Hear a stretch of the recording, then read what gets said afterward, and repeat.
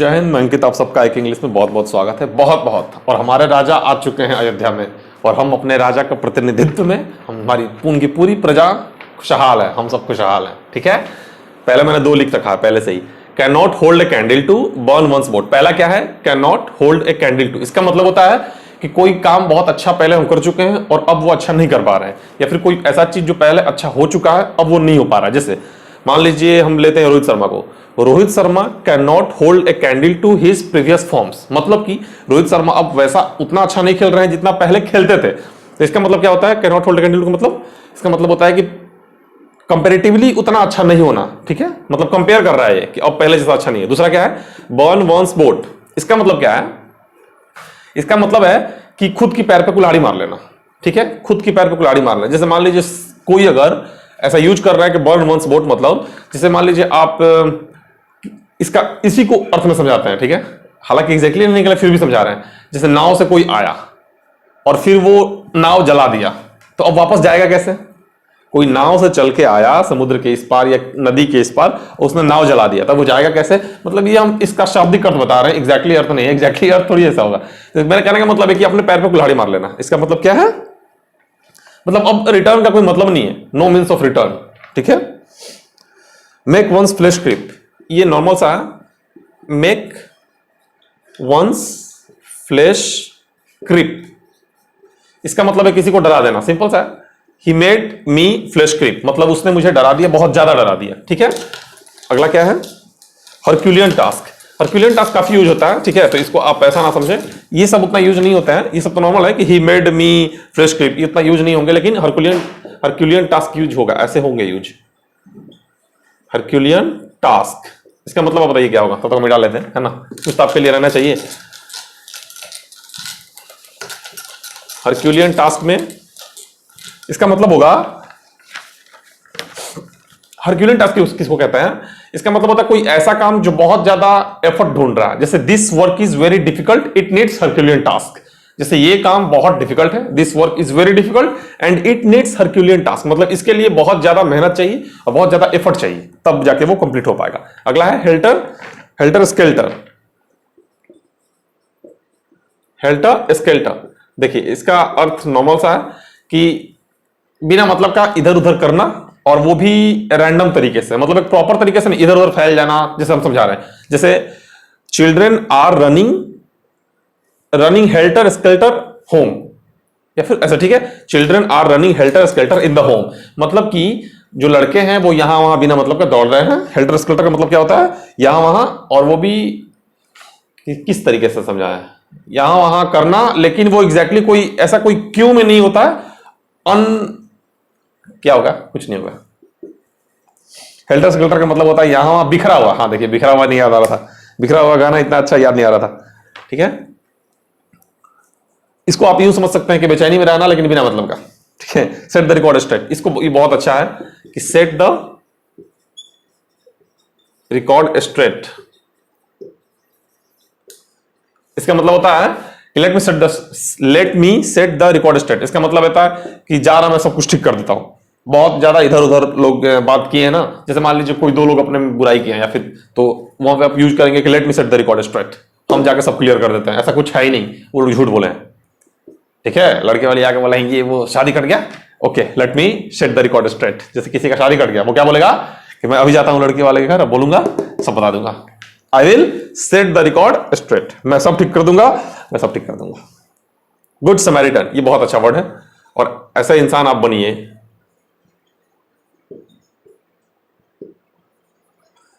Good Samaritan एक अच्छा हमारे स्कूल में एक जगह लिखा हुआ था, हम जब छोटे थे तो लिखा हुआ था अच्छे बच्चे बनिए। तो बनिए एक ऐसा, आपने भी आप भी जानते होंगे अगर आप हमारे तरफ से उत्तर भारत से बिलोंग करते होंगे। बनिए एक कास्ट भी है, एक बनिया कास्ट है। तो हम लोग कहते थे कि अच्छा अच्छे बच्चे बनिए, और हम क्या हैं? क्षत्रिय लोग, ब्राह्मण लोग या बाकी सब क्या हैं? वो क्या अच्छे बच्चे नहीं है? मतलब मजाक उड़ाते थे, अच्छे बच्चे बनिए। हाँ ठीक है, अच्छे बच्चे बनिए, और हम लोग, लेकिन वहां पे शब्द कुछ का मतलब कुछ और था, बस यूं ही याद आ गया। गुड समैरिटन मतलब अच्छा बच्चा, अच्छा बच्चा बोल रहा है, अच्छा इंसान।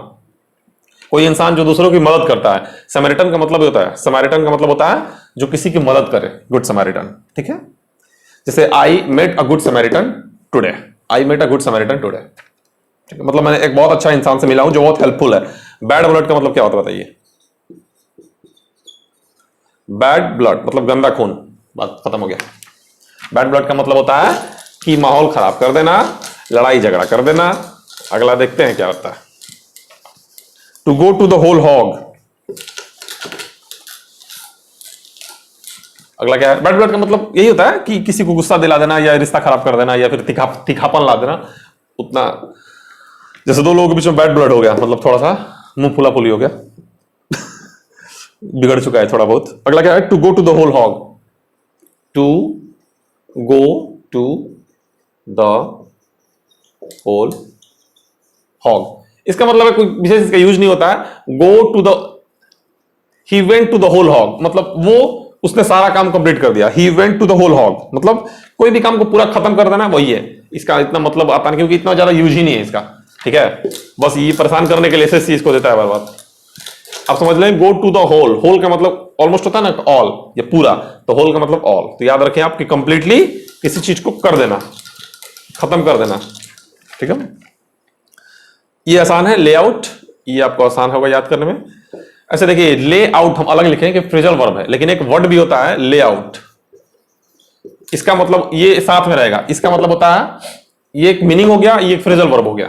ठीक है, तो ये ले आउट का मतलब होता है कि क्या होता है? नक्शा।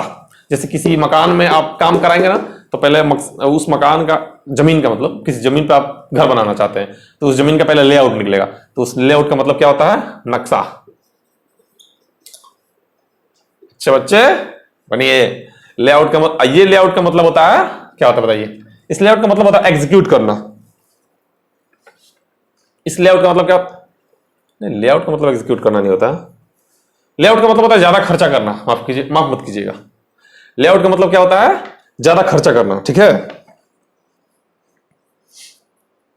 अगला है ले ऑफ। ले ऑफ आसान है।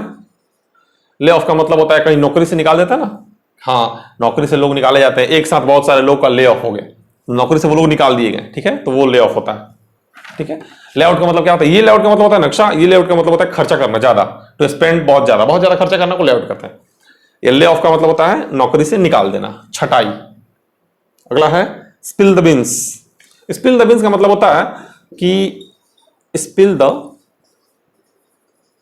बीन्स, इसका मतलब अनइंटेंशनली कोई बात बाहर निकाल देना। Sometimes intentionally it can be, but spill the beans का मतलब जनरली होता है कि कोई गुप्त बात जो बहुत लोग चाहते थे कि छिपा के रखें और बेवकूफी में बाहर निकाल देना, या समटाइम्स आप बोल सकते हैं जानबूझ के बाहर निकाल देना। ठीक है, तो स्पिल द बीन्स मतलब होता है यही। जैसे छोटे बच्चों से कोई बात मत बताइए, because they will spill the beans, वो लोग सब बाहर, सब वो प्राइवेट बात को बाहर कर देंगे। ठीक है, इसीलिए तो स्पिल द बीन्स का मतलब क्या होता है? कोई बात बाहर निकालना, मतलब रिवील कर देना कोई बात को, कोई सीक्रेट बात को। अगला है कैरी आउट। अगला कैरी आउट। कैरी आउट मतलब किसी काम को कर जाना। ठीक है, किसी काम को खत्म कर देना, पूरा कर देना, carry out. To complete anything, to take into account. अगला है टू टेक इनटू अकाउंट। इसका मतलब होता है क्या? होता है इसका मतलब बताइए? टू टेक इनटू अकाउंट, इसका मतलब क्या होता है बताइए? क्या होता है भाई इसका मतलब? इसका मतलब होता है कि किसी चीज को सोचना, मतलब किसी चीज को गहन विचार करना। टू टेक इनटू अकाउंट का मतलब किसी चीज पे विचार करना कि हाँ ये कैसा रहेगा। ही टुक माई मैटर्स इनटू अकाउंट, मतलब उसने मेरे बात को ध्यान से सुना या गहन विचार किया उस पर। ठीक है, किसी चीज को कंसीडर करना या विचार करना किसी बात पे। अगला है blow over. Blow over, blow over का मतलब क्या होता है? ऐसे खत्म हो जाना, मतलब असर ना होना, बिना असर का हट जाना। जैसे तूफान आया एंड इट ब्लू ओवर, मतलब वो चला गया, ज्यादा नुकसान उसने नहीं किया। ठीक है, तो पास ऑफ भी होता है। पास ऑफ का मतलब यही होता है, पास ऑफ। इसको बताया जाता है कि ऑलमोस्ट इसके बराबर है, ऑलमोस्ट, पूरा नहीं। तो ब्लो ओवर का मतलब यूं ही खत्म हो जाना किसी कोई मैटर, और पास ओवर का, ऑफ का मतलब होता है मैटर खत्म हो जाना बिना ज्यादा नुकसान किए, मतलब कोई ज्यादा नुकसान नहीं हुआ या फिर ज्यादा फर्क नहीं पड़ा उसके आने से या किसी चीज की वजह से, ठीक है। अगला है रन इनटू। रन इनटू का दो मतलब बताते हैं लोग, ऐसे सबसे ज्यादा यूज इस मतलब में होता है कि रन इनटू मतलब किसी भी प्रॉब्लम से गुजरना, टू फेस एनी डिफिकल्टीज। जैसे ही is running into some economical difficulties बोल सकते हैं। रन इनटू का मतलब क्या होता है? To face difficulties, to face difficulties, ठीक है। और कुछ रन इनटू का मतलब कुछ लोग बोलते हैं कम अक्रॉस, मतलब अचानक मिल जाना किसी से, तो होगा कि नहीं होगा उसका हटाइए, लेकिन ये जरूर होगा कि रन इनटू का मतलब फेस डिफिकल्टीज, ठीक है। मतलब कोई समस्या को झेलना, जूझना किसी समस्या से। आगे बढ़ते हैं, पीछे बढ़ने कोई फायदा नहीं है।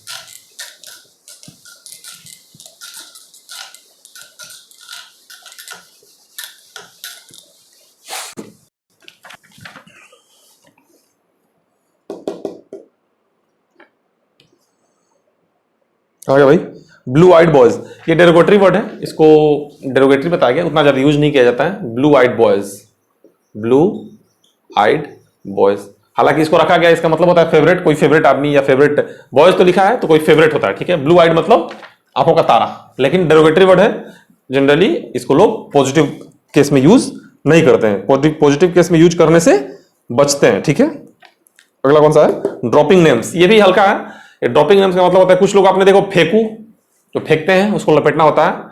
तो ड्रॉपिंग नेम्स का मतलब होता है कि किसी बड़े आदमी का नाम लेके लपेटना। जैसे पता है कल सचिन तेंदुलकर के साथ बैठ हो रहा था, मैं बैठ रहा था तो मैंने अचानक से बोला कि ठीक है मेरे पास टाइम नहीं है, आप चलिए, अब मेरे पास टाइम नहीं है, अब जाइए और अब हम जाएंगे सोने, तो मतलब वो फेंक रहा है। या फिर कुछ ऐसा बोल रहा है कि अरे मेरा सचिन तेंदुलकर के साथ, या फिर सलमान खान के साथ, या फिर विराट कोहली के साथ, मोदी जी के साथ उठ बैठ यूं होते रहता है, और फेंक रहा है, ठीक है। तो ड्रॉपिंग नेम्स, यूं आसान भाषा में समझिए, किसी बड़े नाम को यूज करना, फेमस नाम को, कोई अपना काम निकलवाने के लिए। ये bone to pick, bone to pick है, ठीक है। बॉन्ड टू का पिक का मतलब होता है कि झगड़ा का मेन बोन ऑफ कॉन्टेंशन, मतलब झगड़ा का मुद्दा, झगड़ा का वजह बोल सकते हैं, या फिर कुछ ऐसा बोल सकते हैं कि इसका मतलब एक और होता है, बोन ऑफ कॉन्टेंशन भी इसका आंसर होता है। बोन ऑफ कॉन्टेंशन एक होता है कि जैसे मान लीजिए किसी के साथ आपका किसी ने कुछ उल्टा बोल दिया, अब आप चाहते हैं उससे कि अब हम तुमसे मिलते हैं, तो उन्हें मुझे उल्टा क्यों बोला, अकेले में मिलो। तो इसका मतलब क्या है कि बोन ऑफ कॉन्टेंशन वही है, ठीक है। वो क्या है? बोन टू पिक है। ए स्टोन्स थ्रो लास्ट है, स्टोन्स थ्रो, ठीक है। स्टोन्स थ्रो है, इसका मतलब क्या होता है? मतलब एक ढेला या एक ईंट की दूरी पे, ढेला हमारा भाषा है, ये हम लोगों का रीजनल भाषा है, ढेला, ढेला आप भी बोलते होंगे, कभी कभी सुने होंगे। मतलब कोई चीज जैसे एक ढेला की दूरी पे, एक ईंट की दूरी पे, मतलब एक ईंट ऐसे फेंकेंगे बस होता है। इसका मतलब है वेरी नियर। इसका मतलब क्या होता है? वेरी नियर, मतलब बहुत पास में, बहुत करीब, ठीक है। ए स्टोन्स मतलब एक स्टोन फेंकेंगे, बस एक स्टोन थ्रो की दूर में। जैसे यहां ईंट फेंके तो कितना दूर आप ईंट फेंकोगे? बहुत, इसका मतलब बहुत करीब। ये करीबी को दिखाता है, वेरी नियर को दिखाता है, ठीक है। एक मुझे बात याद आ रही है कि कुछ लोग बहुत ज्यादा ज्ञान दे रहे हैं कि राम मंदिर का पैसा से ये बन जाता, फैक्ट्री बन जाता, फलाना बन जाता, ढिकाना बन जाता। भाई साहब अपना ज्ञान अपने पास रखें। ये जो राम मंदिर आप देख रहे हैं बना हुआ, ये हम सनातनियों के पैसों से बना है, ठीक है। सरकार, बता आपको, सरकार ने इसमें 1 रुपया दिया था, ठीक है। मतलब जो बोल रहे हैं हम उनके लिए बोल रहे हैं, सरकार का इसमें 1 रुपये का योगदान है, और बाकी सारा पैसा हम सनातनियों ने दिया है। तो ये कुछ डबल डीएनए वाले है ना, ये बिना मतलब का, ये सनातनी भी, वो सनातनी है नहीं, लेकिन वो लोग, वो क्या बोलते हैं, वो लोग वो रंगे हुए सियार हैं, वो झूठ-मूठ का सनातनी बोलते हैं अपने आप को, सनातनी वो है नहीं, लेकिन फिर डबल डीएनए वाले हैं। वो भी कुछ कुछ कह रहे हैं, इसके जगह पे ये हो जाता, वो हो जाता, मंदिर बन जाता, मंदिर की जगह पे फैक्ट्री बन जाता, कॉलेज बन जाता। रहने दो भाई, ज्ञान मत दो। वो हमें पता है कि हाँ फैक्ट्री बन जाता। वो जो फैक्ट्री बनाने के लिए पूरा इंडिया में कितने सारे जगह खाली है। अगर आपको सरकार से कुछ कहना है तो कहिए, जाके सरकार से बोलिए सर हम यहाँ जगह दे रहे हैं, अपनी जगह दे दीजिए, हम यहाँ जगह दे रहे हैं सर, यहाँ पे मंदिर, यहाँ पे फैक्ट्री बना दीजिए, यहाँ पे स्कूल कॉलेज बना दीजिए। आपको वही जगह मिला है, मतलब कि अयोध्या वाला वही जगह आपको मिल रहा है ज्ञान देने के लिए कि वहाँ ये बन जाता है, वो बन जाता है। अबे भाई साहब पढ़े लिखे हो कि दिमाग के पैदल हो, दिमाग में आपको नहीं है क्या? बिना मतलब का वहां पे फैक्ट्री बन जाता तो ये हो गया तो भगवान में। अरे बेवकूफ आदमी, वो मंदिर हम सनातनियों के पैसों से बन रहा है, सरकार उसमें 1 रुपया दिया है, सिर्फ 1 रुपया, जाके चेक कर लेना, ठीक है। तो वो हम लोग पैसा देके बनवाए हैं, और हम सब सनातनी भाई बहन बहन लोग पैसा देके बनवाए हैं।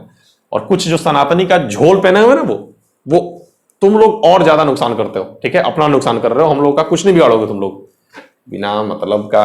अरे जाओ भाई अपना, ठीक है। बस यूं ही गुस्सा आ रहा था इन लोग को, यार ये लोग दिमाग खराब करके रखा है, हॉस्पिटल बनवा देते हैं तो ये बनवा देते हैं, कॉलेज बनवा देते हैं, ठीक है बना हुआ है, जाके अयोध्या में देख लेना, उसके पहले सब बना हुआ है। हम क्या किसी सरकार के बारे में बोले, जाके देख लेना, सब बना हुआ है, रोड, हॉस्पिटल, एयरपोर्ट, रेल, सब कुछ बना हुआ है, स्टेशन वगैरह, जाके देख लेना, ज्ञान मत दो यहाँ पे। मंदिर की जगह पे ये बन जाता है, वो बन जाता है, अरे ठीक है जाओ, ज्ञान मत दो, जाओ जाके ज्ञान किसी और को देना, अनावश्यक ज्ञान की जरूरत नहीं है हमें, ठीक है, जाओ। और भाई जिनको अच्छा लग रहा है, जो हमारे सनातनी भाई, उनका स्वागत है। और ये अनावश्यक ज्ञान नहीं देना चाहिए, ये हमारे आस्था है, ठीक है, हमारे धर्म है, हमारा आस्था है ये, ठीक है, हमें कोई जरूरत नहीं है, ऐसे लोगों की कोई जरूरत नहीं है, ठीक है। बस यूं ही आ गया दिमाग पे, मतलब बिना मतलब का, ये बिना मतलब के लोग हैं ये। चलिए कोई बात नहीं, ख्याल रखिए, खुश रहिए, मिलते हैं जल्द आपसे अपने अगले लेक्चर में, बाय।